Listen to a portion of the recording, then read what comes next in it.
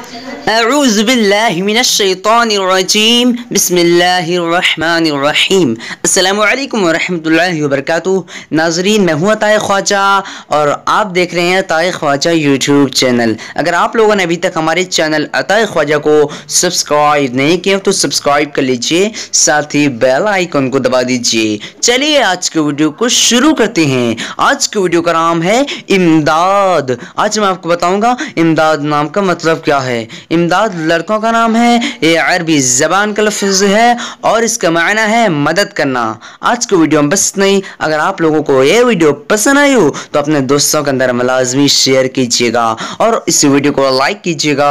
आज के इस वीडियो में 100 लाइक का टारगेट रखा गया है।